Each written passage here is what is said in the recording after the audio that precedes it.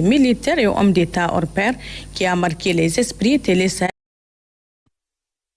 Nous en venons à présent à la partie magazine de cette édition, 10 novembre 1987, 10 novembre 2023. Cela fait 36 ans jour pour jour qu'il disparaissait le général Seyni Kounti. En ce jour anniversaire du décès de ces militaires et hommes d'État hors pair qui a marqué les esprits, Télé Sahel lui rend un vibrant hommage à travers ces documents que vous allez suivre. Il est signé donc Gérard Abdelaziz et Moussa Mani. Bonne réception, bon week-end à toutes et à tous. C'est au matin du 15 avril 1974 que les Nigériens découvrent leur nouveau président, un certain colonel Seyni Kounti. Il venait alors de renverser le régime du président Diori Hamani qui a régné pendant 15 ans sur le Niger. Mais qui est cet officier de l'armée nigérienne qui va marquer de façon indélébile les esprits de ses concitoyens et l'histoire du pays? Né le 31 juillet 1931 à Fandou, dans le département de Filengue, région de Tillabéri, Seyni Kounti fit ses études primaires à Filengue avant d'entrer à l'école des enfants de troupes de Kati au Mali, puis celle de Saint-Louis au Sénégal en 1947. En 1949, il s'engagea dans l'armée française et servit en Algérie et en Indochine. En 1957, il fut admis avec le grade de sergent-chef à l'école de formation des officiers de Fréjus, où il en sortit sous-lieutenant le 1er octobre 1959. Rentré au Niger en 1960, année de l'accession de notre pays à l'indépendance, il fut transféré dans l'armée nigérienne le 3 août 1961. Après un stage à l'école d'état-major à Paris de 1965 à 1966, Seyni Kounti fut nommé le 15 août 1966 adjoint au chef d'état-major des forces armées nigériennes, fonction qu'il occupa jusqu'au 5 juillet 1973, date à laquelle il accéda au poste de chef d'état-major des forces armées nigériennes avec le grade de lieutenant-colonel. Et le 15 avril 1974, il devint président du Conseil militaire suprême, chef de l'État, après un coup d'État renversant Diori Hamani, alors président de la République du Niger. 15 avril 1974, l'armée a décidé de prendre ses responsabilités en mettant fin au régime que vous connaissez. Général de brigade le 1er janvier 1983 et général de division le 1er janvier 1987, Seyni Kounti incarne l'amour et la rigueur au travail, le travail bien fait, le patriotisme, mais aussi l'unité nationale. Pendant 13 ans au pouvoir, le général Kounti s'est investi pour le bien-être des Nigériens et le rayonnement du Niger sur le plan international. Il nous a quittés le 10 novembre 1987 à l'âge de 56 ans. Que son âme repose en paix. Amin. Les 13 ans du règne de Kounti ont été marqués par des conférences des cadres, des tournées du Niger en 7 jours, la lutte contre les détournements de deniers publics, etc. Des préoccupations qui sont aujourd'hui encore des sujets qui alimentent les débats. Pas un seul jour sans que référence soit faite à la période Kounti, preuve d'une certaine nostalgie. Chaque fois qu'on parle de cet homme, on ne parle que de son bien. Et c'est un monsieur, à son temps, le Niger avait une certaine notoriété sur le continent. Seyni Kounti, c'est cet homme-là qui est au parfum de tout ce qui se passe dans son pays. Et d'après les informations que nous avons reçues de ses proches collaborateurs, c'est un homme déjà à 6 h du matin, il est informé de tout ce qui s'est passé dans les 4 coins du Niger. C'est le Nigérien qui l'intéresse. Et c'est ça la force indéniable de feu général Seyni Kounti, c'est de redresser ce pays. Sa simple photo suffit à un fonctionnaire, à un comptable, de ne pas tirer le tiroir. Quand il tire le tiroir et il regarde derrière lui, il voit l'image de Seyni Kounti, il referme le tiroir. Parce que pour lui, Seyni Kounti le voit.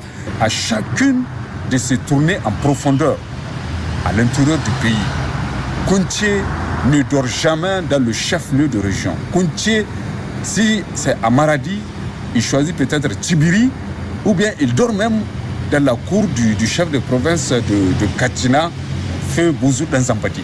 Nous avons su que le Niger, en son temps, a connu un président qui a de l'autorité. Un président qui s'intéressait au fond des questions qui intéressent le peuple. C'était un président qui circulait, qui accompagnait la population, qui voyageait et qui partait dans les coins les plus reculés de notre pays pour retrouver soit des enseignants, pour voir comment l'administration nigérienne fonctionnait. Nous avons appris à travers les anciens et à travers les œuvres que c'est quelqu'un qui reflète l'image fidèle du patriotisme, d'autant plus que c'est lui-même qui donne l'exemple.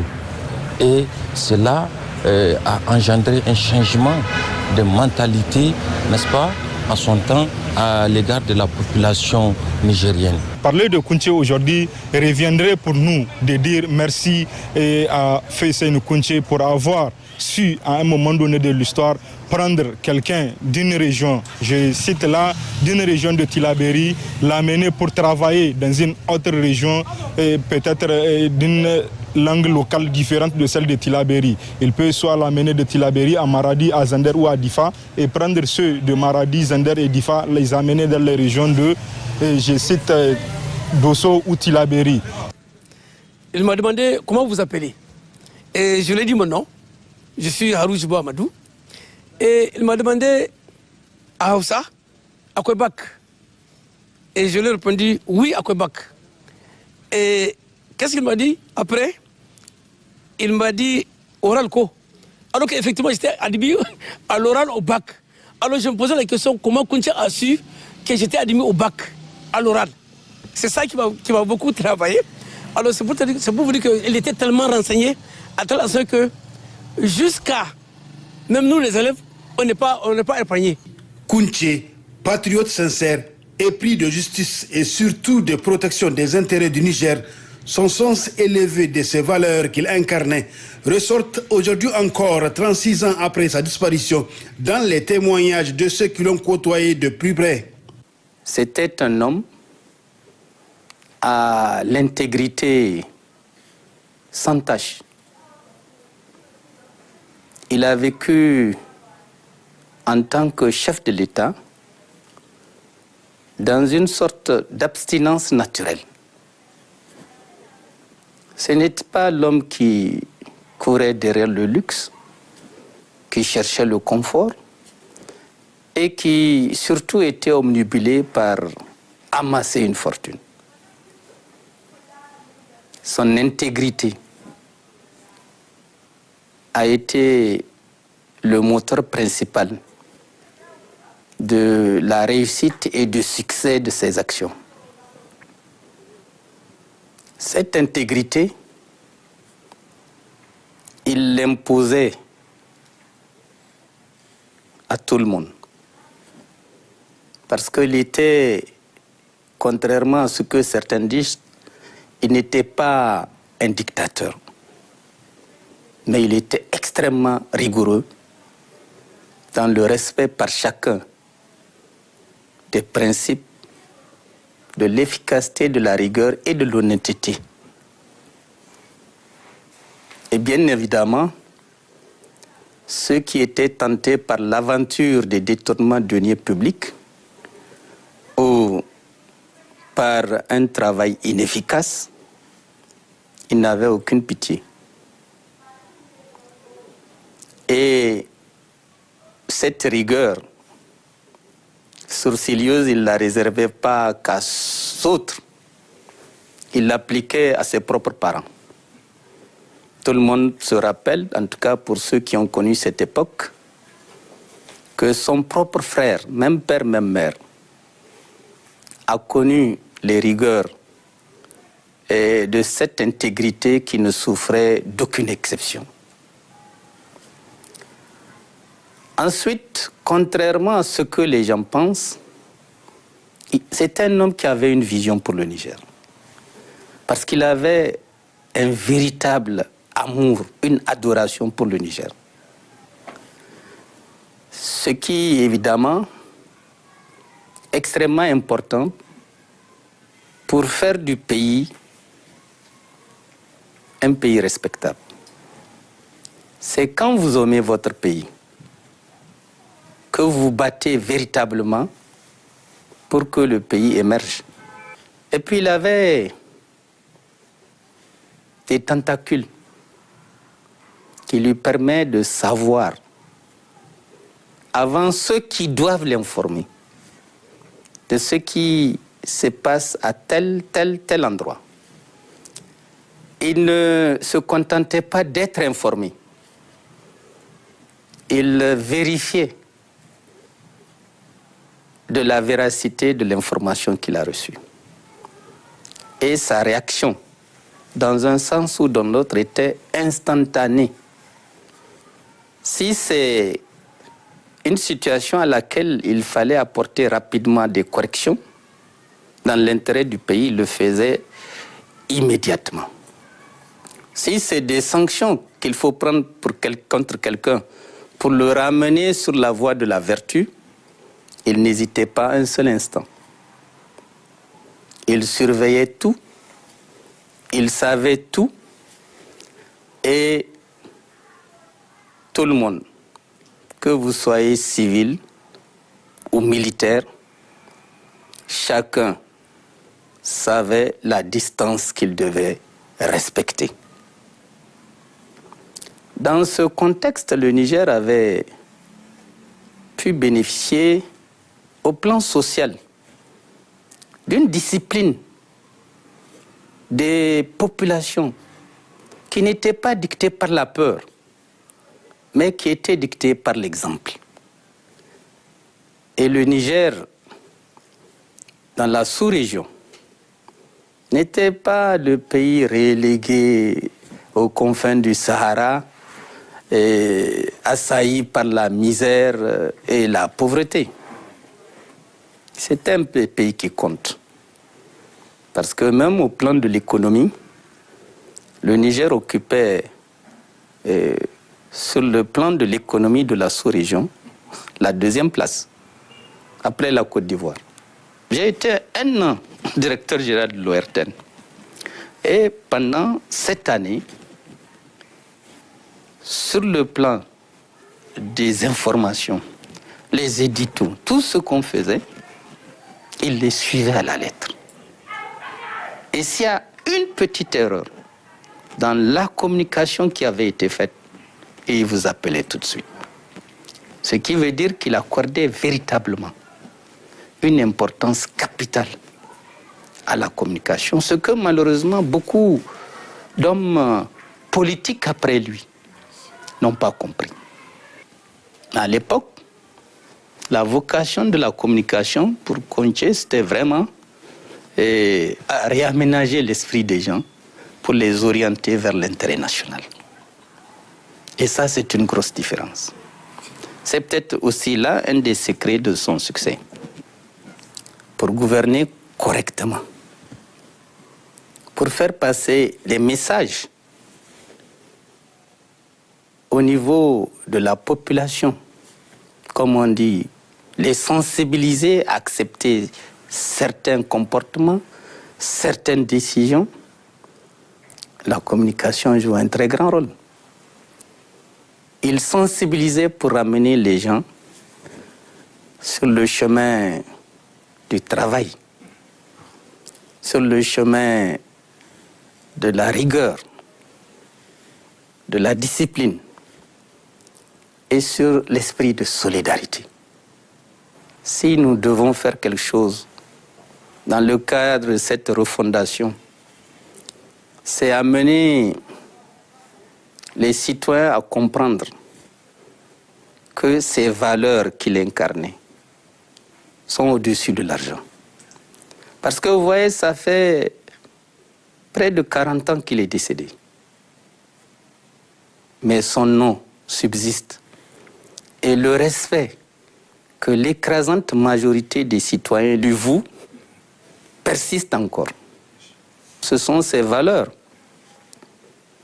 qui sont partie intégrante de la personnalité du président Kontché, qu'il faut arriver à retrouver au sein de notre population. Kontché, d'abord, c'est la dignité, c'est l'honneur, c'est le travail. Voilà les valeurs qu'il nous a inculquées. Kounché, c'est la fermeté. Kounché, c'est la sécurité. Kounché, c'est tout. Le général Kounché n'aime pas les fainéants. Il n'aime pas les fainéants. Ce qui nous a incarné, et nous l'avons, moi personnellement, je l'ai conservé. J'ai été militaire.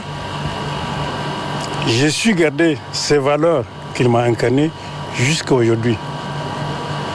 Il nous a demandé, il nous a toujours dit d'être nous-mêmes.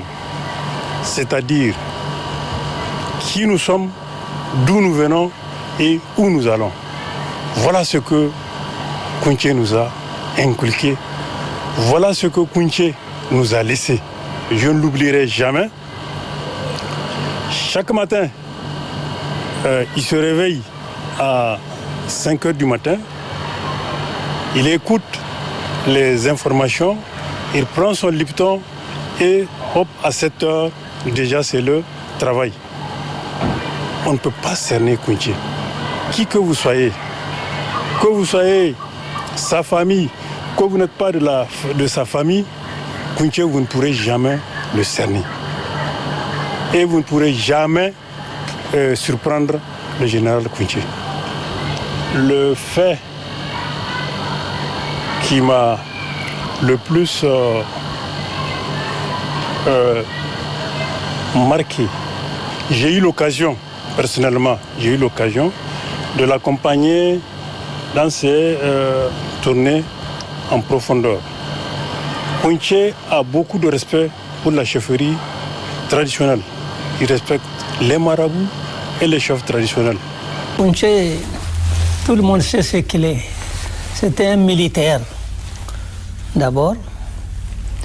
Ensuite, c'était un grand patriote.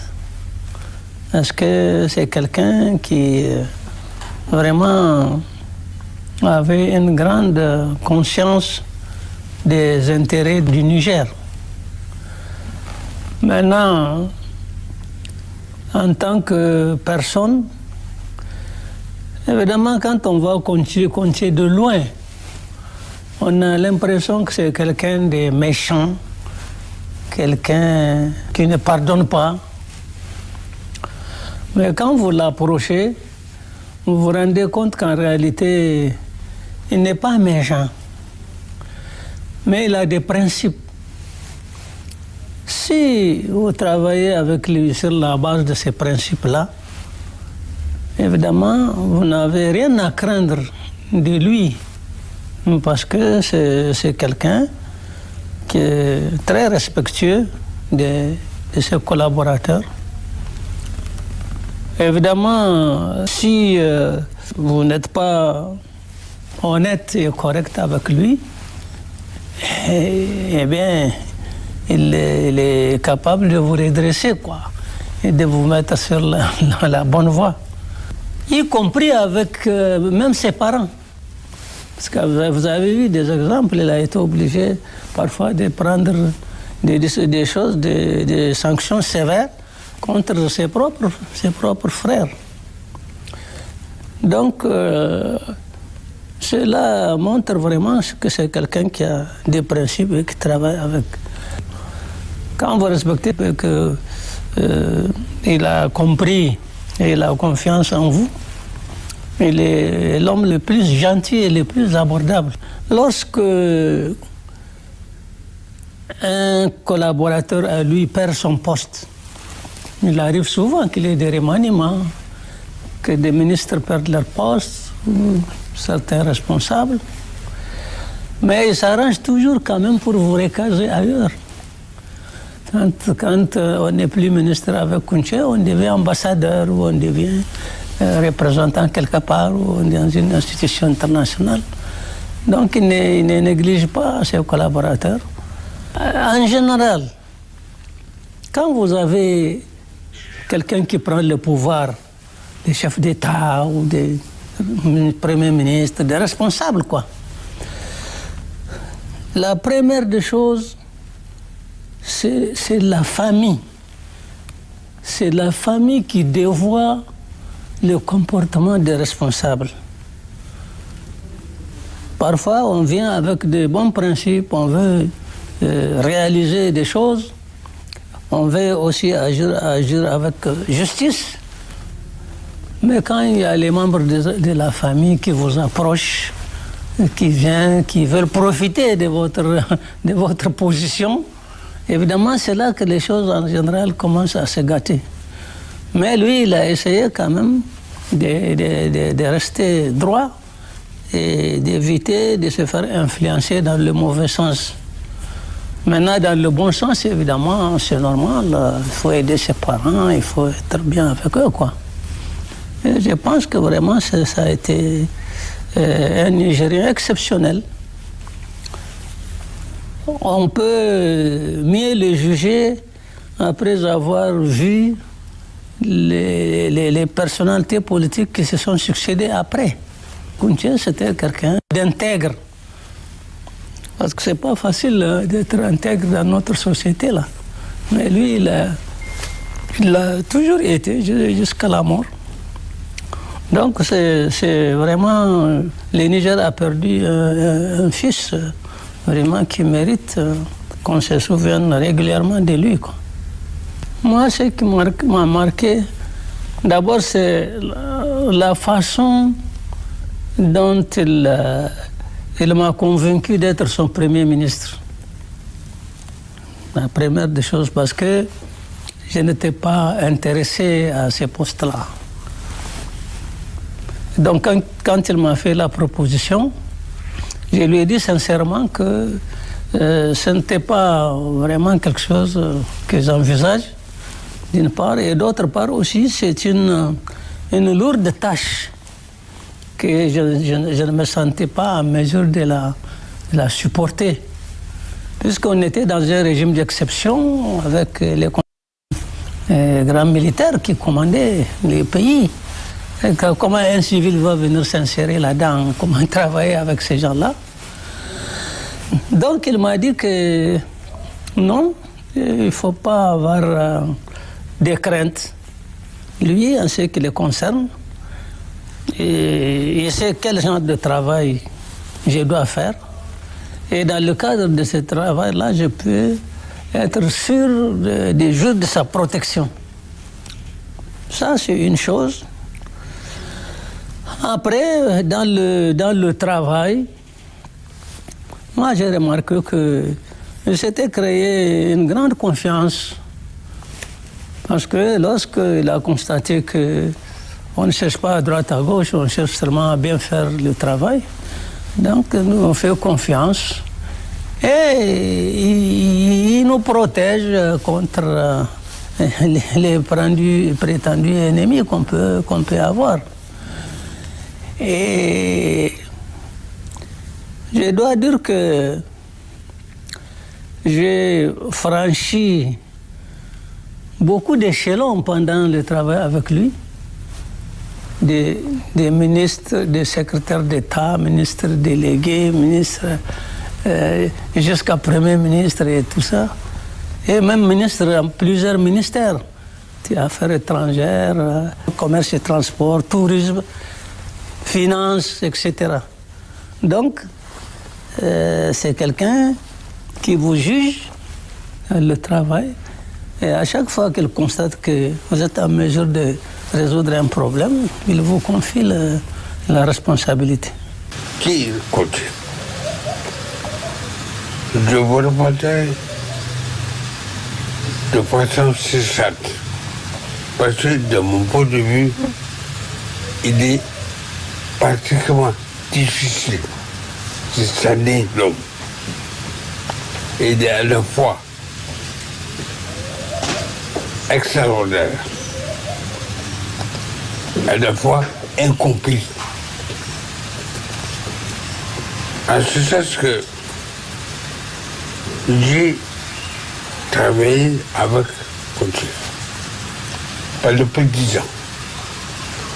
Mais au départ, je ne le connaissais pas.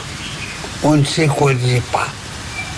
La première fois, j'ai adressé la parole au général Kounché.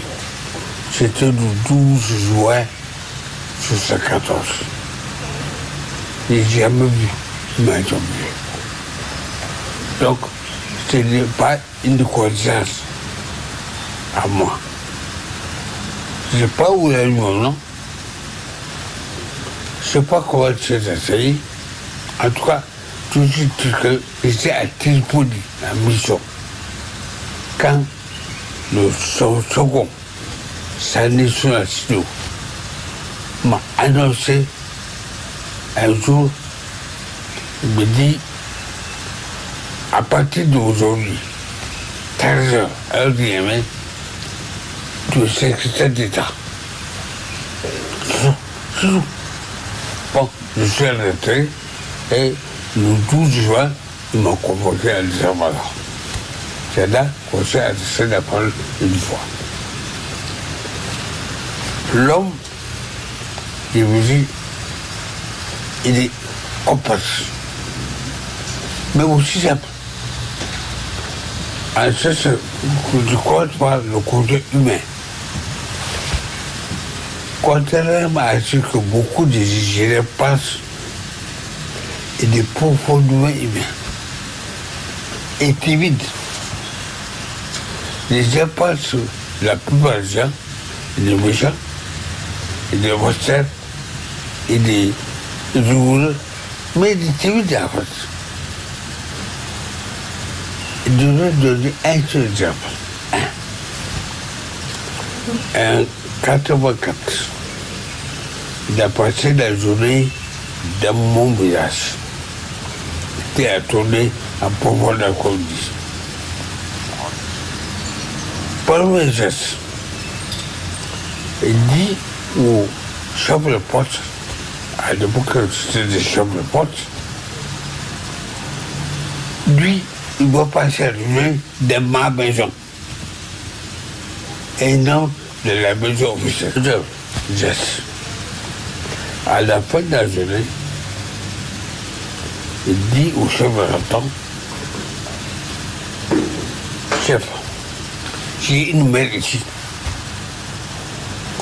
Le chef de canton, il a vite compris. Il dit, où c'est César? Je trouve que c'est pas loin. Il dit, c'est là-bas. Allons-y. Il partait à pied. Il s'est assis devant la case de ma mère. Elle et lui. Il demeure. Il parle parfaitement à ça. Il dit, il ne peut pas oublier ceci. Quand il est rentré, j'ai lui écrit une date pour le voici, ou de la famille, il me convoque. Il dit, pourquoi tu m'écris? Tu peux te j'ai appelé, le geste que vous avez fait. Il dit alors, je ne suis pas allé saluer ta mère, je suis allé saluer la mienne. Il dit, tout demain. Vous avez passé comme des journées.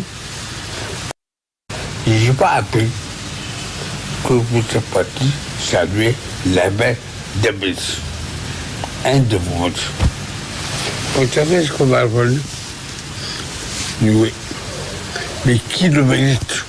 Je voudrais souhaiter qu'Allah, le monsieur conduit, patronne, accorde sa miséricorde à feu Kounché. Kounché a été, pour nous tous, le président, le papa, donc c'est vraiment quelqu'un pour nous qui est très cher et qui nous a laissé un souvenir non seulement de père, mais de chef, de président. Nous avons un exemple ici, ce n'est pas la peine d'aller chercher quelque part Mao et autres. Mais en tout cas, nous avons un exemple au plan national qui peut servir à de nombreuses générations de jeunes pour mieux connaître le Niger, surtout pour avoir la foi du Niger Donc c'est ça ce que je fais leur dire. Ils n'ont qu'à suivre l'exemple de Kounché. Comme l'a dit Maman Oumarou, qui fut le premier chef du gouvernement du régime de l'ULIS disparu, Kounché doit être le modèle pour les Nigériens, surtout dans l'ère nouvelle où nous sommes entrés, celle de la conquête de la véritable indépendance de notre pays, avec l'avènement au pouvoir le 26 juillet dernier du Conseil national pour la sauvegarde de la patrie CNSP.